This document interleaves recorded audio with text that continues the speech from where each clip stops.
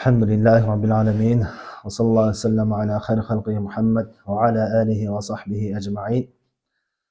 Inşallah altın negiz kitebine sabağımızı ulatабыз. Бүгүнкү сабак акыркы негиз, 6-чы негиз. Бул негизде автор айтып жатат: Al-asl as-sadis, 6-чы негиз, raddu ash-shubha allati wada'aha ash-shaytanu fi tark al-Qur'ani was-sunnah. Шайтан ушундай бир шектүү күмөндүү нерсе салган дейт. Кайсы нерседе? Кур'ан сүннөттү ээрчүүнү таштоого дейт. Ваттиба'ил ара'i вал ахвa'ил мутафарриqa al-мухталифа. Кур'ан сүннөттү таштап, ар кандай бөлөк жарык болгон ойлорду ээрчүүгө үгүттөгөн ушундай шектүү күмөн салган дейт. Демек, Кур'ан сүннөттү ээрчүүнү таштатып, Кур'ан сүннөттөн башка ар кандай кишилердин бөлүнүп жарылык ойлор болгон ошондой ойлорду ээрчүүгө үгүттөөгө үндөгөн ошондой шектүү күмөн салды дейт. Ал күмөн кандай дегенди айтып жатат. Вахия, ал дейт төмөнкүчө. Аннал Кур'ана вас сунната ла я'рифухума илля ал-мужтахидул мутлак. Кур'ан менен сүннөттү жалпы адамдар, карапайым адамдар, жада калса илим ээлери дагы түшүнбөйт деген шубха, шектүү күмөн салышты. Аны ким түшүнөт? Бир гана мужтахид мутлак деген деңгээлге жеткен алымдар гана түшүнөт деди. Ал эми мужтахид мутлак дегенди ким дейт? Алар ушундай коюшту. Ва хувал мавсуфу би каза ва каза awsafan la'allaha la tujadu tammatan fi Abi Bakr wa Umar. Эми мужтахид мутлак ким десе, алар айтышты, анын ушундай сыпаттары болуш керек.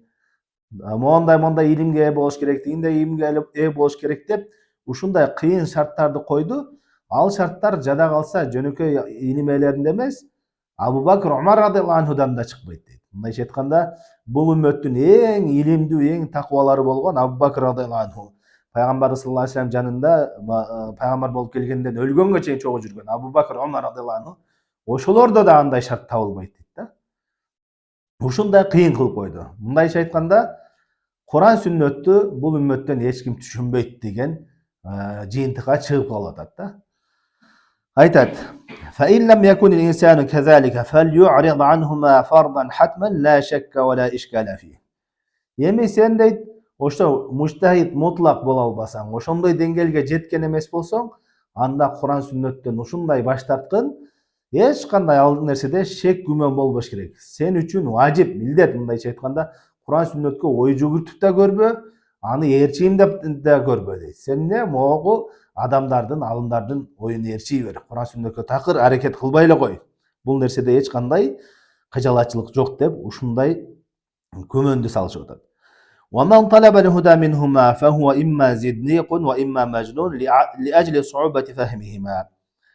Эми кимде-ким Кур'ан сүннөттөн ошо жанагындай мужтахид мутлактын шарттары жок киши болсо, Кур'ан сүннөттөн туура жолду издейм десе, хидаятты издейм десе, ал адам же бузулган адам, жүрөгү зиндик деген ошо жүрөгүндө оорукчан бузук адам, диндеги бузук адам, же болбосо ал акылы кыскараак, анткени бул Кур'ан сүннөттү түшүнүш ушунчалык оор, аны акылы кыска адам эле түшүнөм деп аракет кылат деген ушундай шек күмөн салышып атат. Тагыраак айтканда, Кур'ан сүннөттү таштагыла деген нерсеге үгүттөп, ушундай күмөндүү иштерди салып атат. Бул алмайт жатат. Фа субханаллахи ва бихамдихи. Эми таң калып айтат. Аллах таала аруу зат. Ага макталар болсун. Кам байяна Аллах субханаху шар'ан ва qaдаran халкан ва амран фи радд хадихи аш-шубха al-mal'una min wujuhin shatta balagat ila hadd ad-daruriyat al-'amma, walakin akthara an-nas la ya'lamun. Аллах таала шариатта дагы, тагдыр жагында, мындай иш жүзүндө дагы, практика жүзүндө дагы бул күмөндү четке кагып, бул күмөндүн жараксыз экендигини ушунчалык ачык айкын баяндады дейт. Бул күмөндү жөн эле күмөн эмес, мал'уна, каргышка калган күмөн деп атат. Мындайча айтканда, Кур'ан сүннөттү таштагыла деген бул негизи каргышка калган жаман иш. Ушул ишти жараксыз экендигини баяндаган Аллах таала көптөгөн ушунчалык ачык айкын баяндап берди. Жада калса кандай деңгээлге жетти? Дарурият, мындайча айтканда, бул нерсеге далилди изилдөөдүн да кереги жок. Аллах тааланын Куранын ээрчиш керек экен, пайгамбардын сүннөтүн ээрчиш керек экен дегенге ушунчалык ачык айкын баяндап берди дейт да. Бирок эмне көптөгөн адамдар муну билишпейт дейт. Андан кийин аяттар далил кылып атат. Инна жаална фи анaqihim aghlalan fahiya ila al-azqani fahum muqmahun. Чынында биз алардын мойнуна ушундай мойнуларына аглал деген ошо мойнуларына жанында илип койгон чынжырчалар. Кулактарынын могу жумшактарына жеткенге чейин ушундай эмелерди тоскоол боло турган нерселерди илип койдук дейт. Важална мин байнадихим саддан. Алардын алдыларынан да тосук кылдык. Ва мин халфихим саддан. Артыларынан дагы тосук кылдык. Фагшайнахум фахум ла юбсирун. Алардын көздөрүн сокур кылып койдук. Алар эмне көрбөйт деди. Бул аяттардан максат эмне? Акыйкатты көрбөгөн кафирлар, чындыкты көрбөгөн кафирлар жөнүндө айтып атат. Не себептен алардын алды да тосулду, арты да тосулду. Хидаят аларга туура жол, хидаят алдынан келсе да көрбөйт, артынан келсе да көрбөйт, көздөрү да сокур. Бул нерсени Аллах Таала эмне үчүн кылды? Алардын өздөрүнүн күнөөсү себептүү. Ошолорго биринчи акыйкат келгенде кабыл кылбай, акыйкат экенин билип туруп четке каккан себептүү Аллах Таала аларга ушундай тосук кылып койду. Жаза кылып аларды жазалап тосук кылып койду. Андан кийин канчалык ачык айкын далил келсе дагы көрө алышпайт деген майында айтып атат. Анткени Аллах Таала жөндөн жөн пендесин антип тосуп койбойт акыйкаттан. Аллах Таала Куранда айтат: "Фаламма загу азагаллаху кулубахум." Биз алардын жүрөктөрүнө дейт, өздөрү жүрөктөрү мындай тайып бурулуп баштап атканда биз бир жолу буруп салдык дейт да. Демек, пенденин өзүнүн күнөөсү себептүү. Айтат: "Ва саваун алейхим анзартахум ам лам тунзирхум ла юъминун." Аларды эскертсең дагы, эскертпесең дагы алар иманга келишпейт дейт бул кафирлар жөнүндө. Иннама тунзиру ман иттаба зикра ва хашия ар-рахмана бил гайб фабашширху бимагфирати ва ажрин карим. Ал эми чыныгы эскертүүдөн пайда ала турган адамдар кимдер? Алар ошо зикирди, Куранды ээрчиген адамдар, Аллах Тааладан гайыптан корккондор. Мына ошолорду Аллах Тааланын кечирими менен жана берешендик сооптору менен сүйүнчүлөгүн деп айтты. Валхамдулиллахи раббил алемин ва саллаллаху аля саййидина Мухаммад ва аля алихи ва сахбихи ва саллама таслиман касиран иля яумиддин. Ушинтип 6-чы негизди аяктады. Эми бул 6-чы негиздеги маселелерге ар бирине токтоп кетебиз. Бул негизде бул автор айтайын дегени бул үммөттө Аллах Таала Куран сүннөттү ээрчүүгө буйруган. Куран сүннөттү ээрчүүнү важип кылган. Жада калса Имам Ахмад рахмахулла айтат: Аллах Таала Куранда 30дан ашык жерде пайгамбарга моюнсунууга, пайгамбарды ээрчүүгө буйруган дейт. 6-чы негиздин негизги максаты Куран сүннөттү ээрчиш керек. Андан кийин бөлүнүп жарылган, кийин чыккан ойлорду ээрчибестен Куран сүннөткө кайтууга чакырып атат. Эми ушул Куран сүннөттү ээрчийин дегенде кээ бир адамдар чыккан дейт, кээ бир жамааттар чыккан. Ал жамааттар бир жамаат башчысы жол түзүп чыккан болсо, ошол жамаат башчысынын түшүнүгүн ээрчиши мүмкүн. Же кандайдыр бир аалым болсун, ошону Куран сүннөттү таштап, ошонун оюнан такыр чыкпай, ошону ээрчүү жөнүндө ушундай шектүү күмөндөрдү салышкан дейт. Ал күмөндү салышканда эмне деп салышты? Куран сүннөттү биз түшүнбөйбүз. Азыр иштихаттын жолу, Куран сүннөттү түшүнүүнүн жолу жабылган. Муштахиттер өлүп бүткөн, мурда эле муштахиттер бүткөн. Бул иштихат кылуу деген токтогон. Ошон үчүн Куран сүннөттү азыр ээрчип изилдебей эле бизге илгерки алымдар жазып кеткен нерселер жетишиктүү. Биз ошолорду гана ээрчишибиз керек. Ошолордун оюнан чыкпашыбыз керек деген шубха салып атат. Кимде ким Куран сүннөттү ээрчиген болсо, ал акылы тайкы же болбосо бузуку адам деп айтышат. Жада калса кээ биркилери бар, ушунчалык деңгээлге жеткен, кимде ким Куран сүннөттөн өкүм алып, Куран сүннөттөн түшүнөм десе, ал кафыр. Куран сүннөттүн үстүртүк маанилерин түшүнсө, ал кафыр деп айткандар бар. Бул азыркы учурда ошондой айткандар бар. Эми Аллах Таала Куранны, Пайгамбар саллаллаху алейхи вассалам сүннөтүнө карап көрө турган болсок, ушунчалык деңгээлде ачык айкын Куран сүннөттү ээрчүүгө Аллах Таала үгүттөгөн. Бул алым айткандай эле, ал булардын жана шек күмөнү эч кандай жараксыз экендигини баяндаган. Ошол аяттардан кээ бирлерине эскере турган болсок, Аллах Таала Куранда айтат: "Китабун анзалнаху илейка мубаракун." Биз сага дейт пайгамбарга берекелүү болгон китепти түшүрдүк дейт. Не үчүн? Не үчүн түшүрдү Аллах Таала? Айтат: "Лияддабару аятихи ва лиятазаккара улул албаб." Ал Kur'an kiteptin, berekeli kiteptin ayattарыны адамдар акыл калчап, ой жүгүртүп, ошондон эскерүү өздөрүнө пайда алыш үчүн дейт. Акыл ээлери пайда алыш үчүн. Эми Кур'ан сүннөттү муштахид мутлактан башка бирөө түшүнбөй турган болсо, анда акыл ээлери кантип Курандан пайда алат? Эч кандай пайда албайт. Бул аяттардын мааниси жок болуп калат анда. Андан кийин Аллах Таала Куранда айтат: "Афала ятадаббарунал Кур'ана ам ала кулубин акфалуха." Адамдарды айтып атат. Булар Куранга ой жүгүртүп, тадаббур кылып, ой жүгүртүшпөйбү, акыл калжашпайбы дейт. Же алардын жүрөктөрү жабылып калганбы дейт. Башка аятта айтат: "Инна хадал Кур'ана яхди лиллати хия аквам." Чынында бул Кур'ан хидаят болгон, эң бекем болгон жолго баштоочу дейт. Эгерде Кур'ан сүннөттү түшүнбөсөң, кантип ал баштайт? Түшүндүңбү? Андан кийин булар айтты, булагым айтты. Ушундай шарттарды койду муштахидке. Ал муштахид ушундай шарттарда болуш керек. Ал шарттар Абу Бакр Омарда дагы жок дейт. Ошол шарттардын кээ бирлерин эскергенден айтат, Куранды толук жатка билиш керек ар бир аятыны. Пайгамбарыбыз саллаллаху алейхи вассаламдын бардык хадистерин толук билиш керек дейт.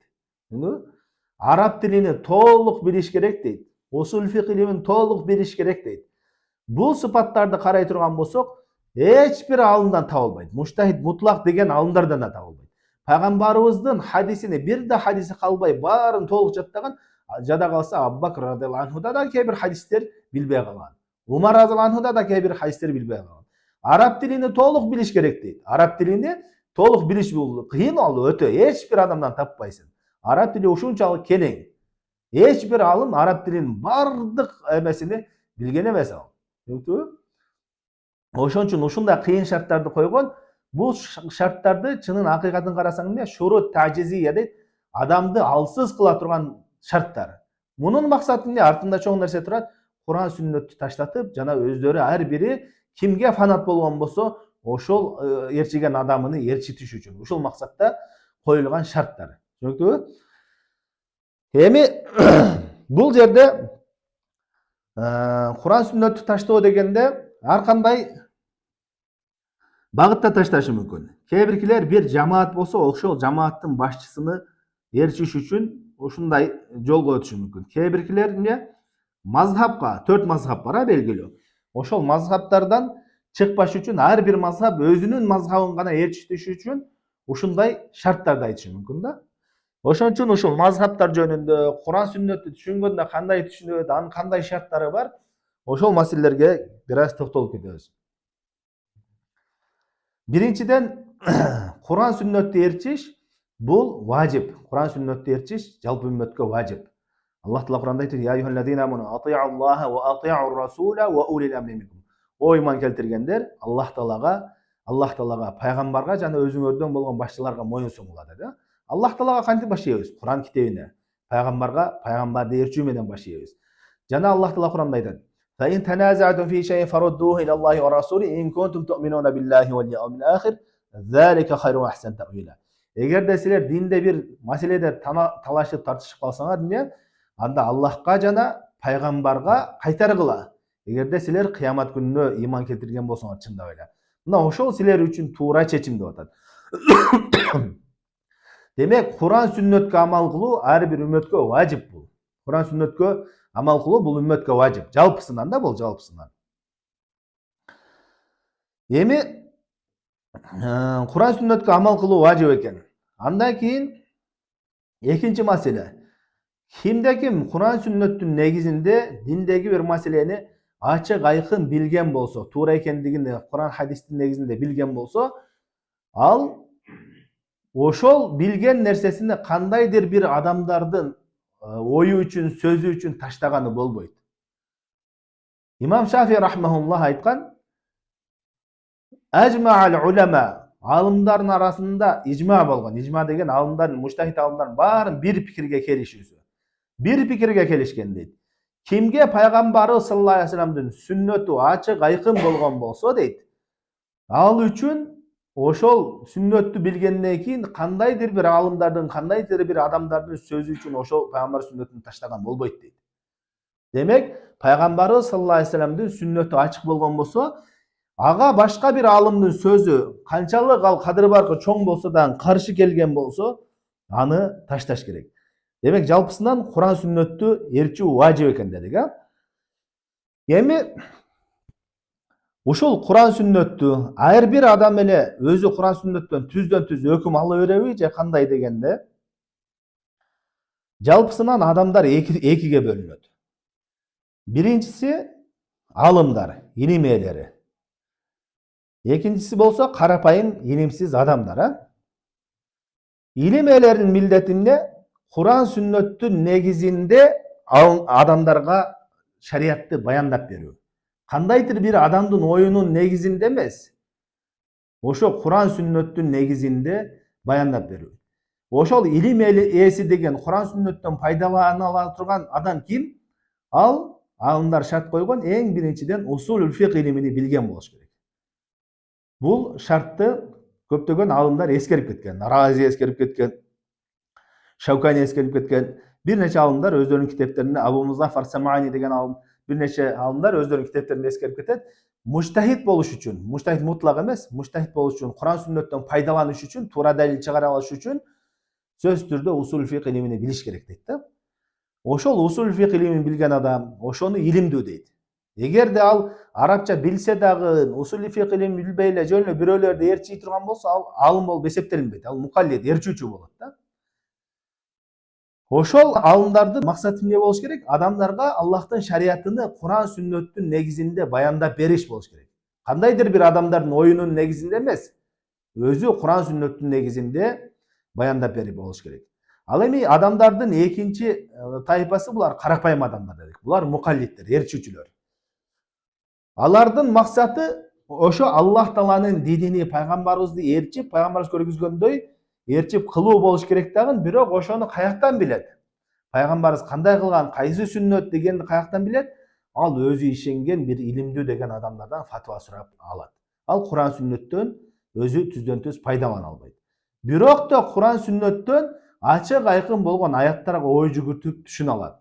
Андан өкүм ала албайт. Бул арам, бул адал, бул важип, бул сүннөт деген өкүмдөрдү алымдар гана алат. Аны карапайым адамдар ала албайт андан.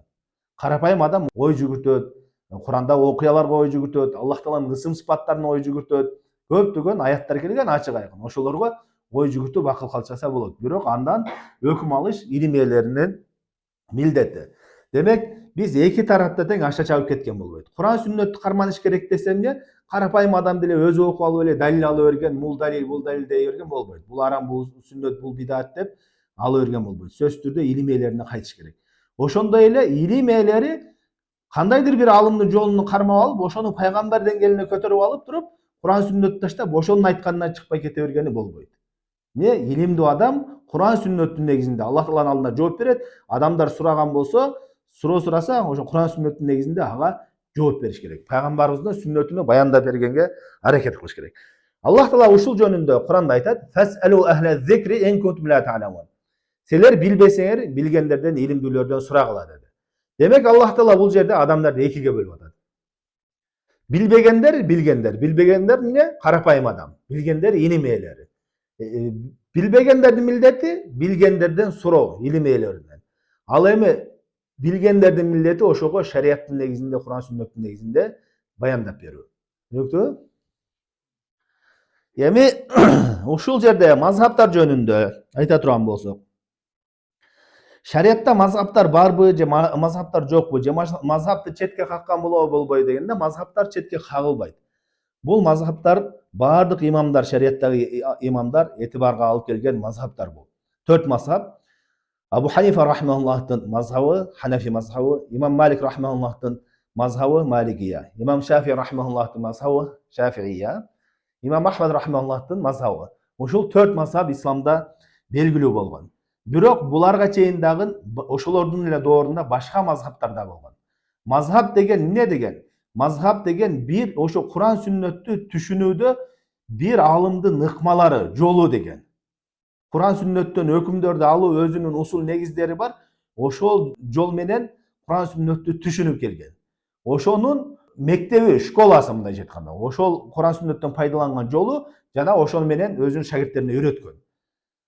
Ошол эле учурда Имам Ахмад сыяктуу, Имам Малик сыяктуу көптөгөн алымдар болгон. Алардын дагы өзүнүн жолдору болгон. Бирок алардын мазхабтары кеңири таркап калган эмес. Ал китептерде сакталып келет.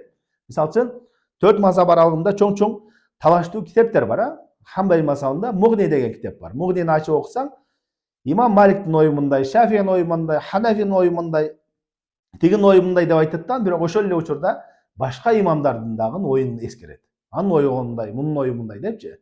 Демек ошол эле учурда башка дагы алымдардын мазхабтары, жолдору болгон. Бирок белгилүү болуп ушу төртөө сакталып таралып келген дүйнөгө. Эмне себептен? Аллах алем ошол алымдардын шагирттери устаздардын илимине көп кызмат кылган. Абу Ханифа рахмаллахтын шагирттери ошол китептерин таратып, фатваларын таркатып, жана ошонун шагирттеринен казылар болуп көптөгөн баягы ислам өлкөлөрүндө ошол мазхабты көп сиңирип таркаткан. Дагы башка бир жерде Имам Маликтин мазхабы, дагы бир жерде Хамбали мазхабы, ошентип 4 мазхаб белгилүү болуп таркап келген. Эми мазхаб кармануу деген кандай десе, алымдардын баардыгы эле мазхаб карманып келип атпайбы, Ханафи мазхабы, Малики мазхабы деген сөз бар. Туура алымдардын баардыгы эле илгертен эле ошо ал мазхабтардан кийин келген алымдар бир мазхабтын карманып келишет. Кандайча карманышат дегенде, ошол мазхабтын усулдарынын негизи менен Куран сүннөттү түшүнүүнү үйрөнөт. Алымдардын жолуну, Куран сүннөттү түшүнүү, ошолордун усулдарын, ошолордун илимдери менен пайдаланып үйрөнөт. Бирок алымдардын бирөөсү дагы ошону пайгамбардын деңгээлине, Куран сүннөттүн деңгээлине көтөрмөлөбөйт. Куран сүннөттү түшүнүүгө аракет кылат алымдардын жазган мазхаб боюнча жазган китептери менен.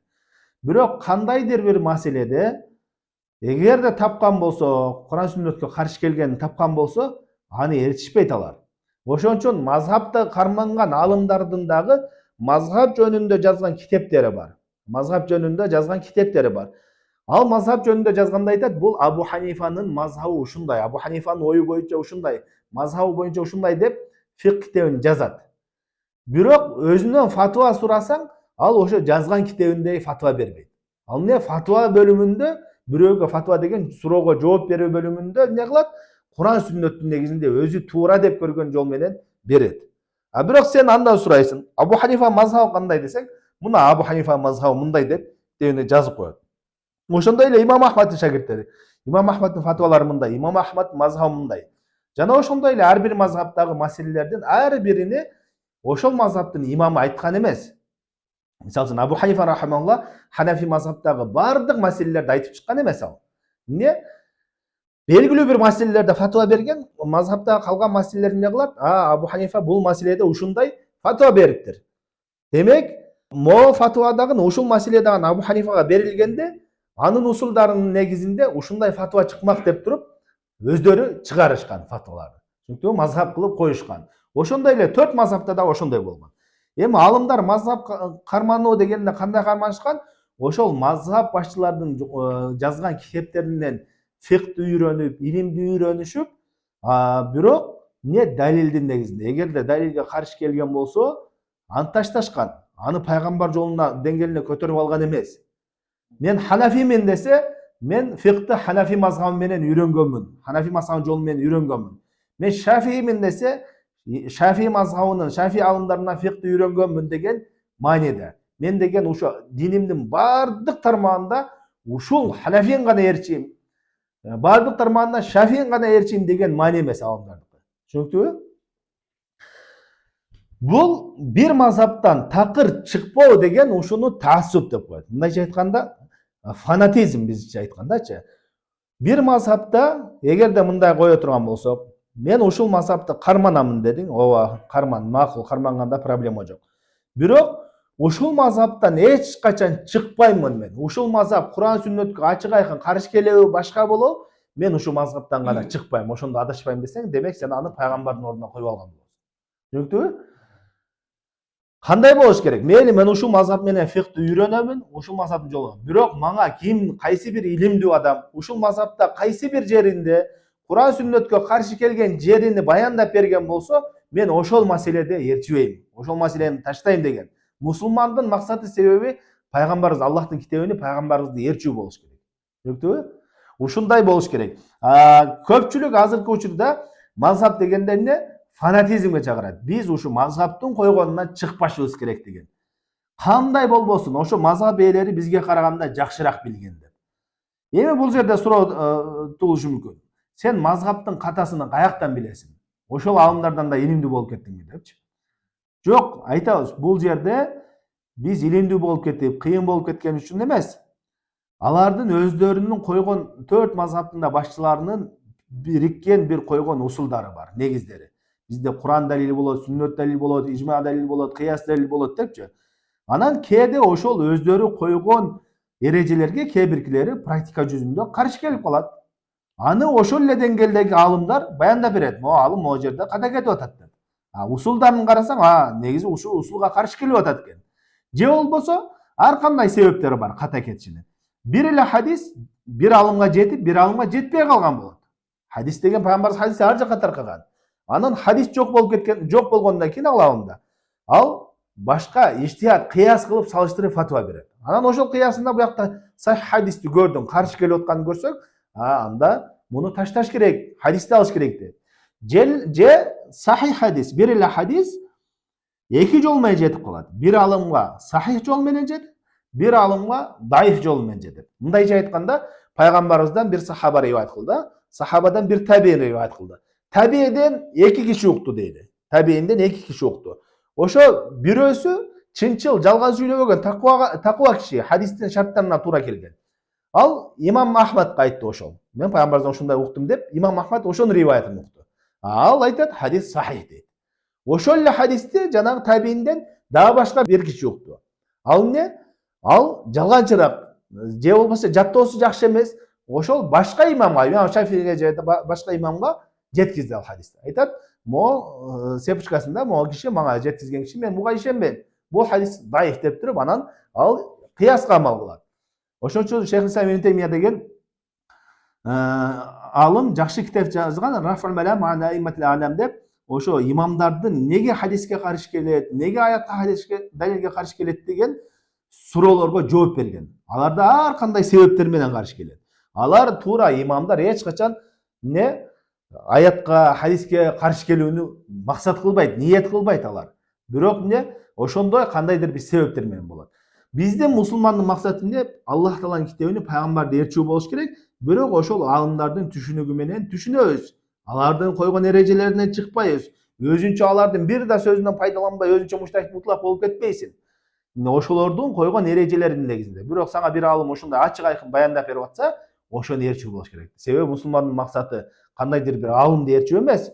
Мусулмандын максаты пайгамбарды ээрчүү. Аллах Таала ошону милдет кылган. Аллах Таала эч качан бир кандайдыр бир пайгамбардан башка адамды толук ээрчүүнү милдет кылган эмес. Кимдеки пайгамбардан башка адамды толук ээрчиң десе, ал эмне? Аны пайгамбардын деңгээлине көтөргөн болот. Эми дагы бир маселе.